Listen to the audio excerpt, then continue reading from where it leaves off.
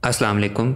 हमारा दिल मसल से बना हुआ स्ट्रक्चर है जो कि ब्लड को जिस्म की तरफ पंप करता है ताकि हमारे जिस्म के मुख्तलिफ हिस्से उस ब्लड में से ऑक्सीजन और न्यूट्रिएंट्स ले सकें। हार्ट फेलियर एक ऐसी कंडीशन होती है जिसमें हमारा दिल ज़रूरत के मुताबिक ब्लड को जिस्म की तरफ पंप नहीं कर पाता। हार्ट फेलियर की बहुत सी वजूहात हैं, जैसा कि कोरोनरी आर्टरी डिजीज़।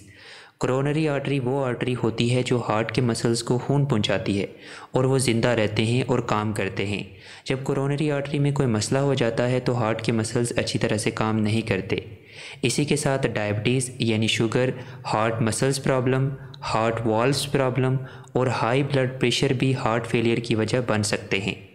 ज़्यादातर केसेस में हार्ट फेलियर फ़ौरन से नहीं होता। बहुत सारी वजूहात की वजह से हार्ट के मसल्स आहिस्ता आहिस्ता काम करना छोड़ते हैं और एक ऐसा वक्त आता है जब हमारा दिल जिस्म की तरफ ज़रूरत के मुताबिक खून को पंप नहीं कर पाता। ऐसे केस को हार्ट फेलियर कहते हैं।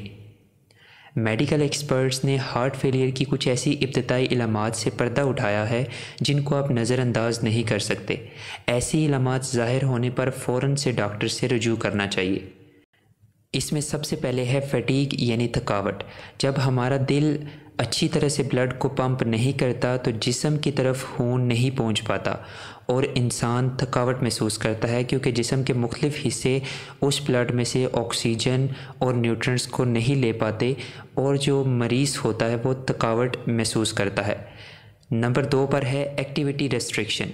एक्टिविटी रेस्ट्रिक्शन का मतलब जो मरीज़ होता है वो किसी भी काम के ऊपर अच्छी तरह से फोकस नहीं कर पाता। हार्ट फेलियर के केस में इंसान काम पर फोकस नहीं कर पाता और रोज़ाना के कामों में जल्दी थक जाता है और ज़्यादा काम करने से सांस लेना भी मुश्किल हो जाता है। इसके अलावा नंबर 3 पर है कंजेशन।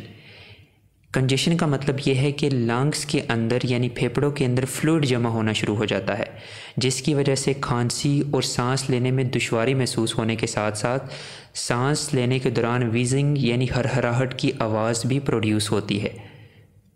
इसी के साथ नंबर 4 पर है एडीमा। एडीमा का मतलब ये है कि हाथों और पाँव में फ्लूइड जमा हो जाता है, यानी वहाँ पर सोजन हो जाती है।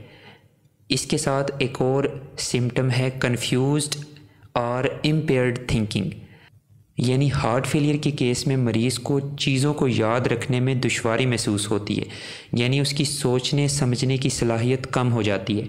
इसी के साथ एक और सिम्टम है लैक ऑफ एपेटाइट और नौजिया, यानी मरीज़ को भूख नहीं लगती और उसको वॉमिटिंग करने का दिल करता है। नोज़िया का मतलब होता है वॉमिटिंग करने का दिल करना, यानी उसे नोज़िया जैसी फीलिंग भी होती है।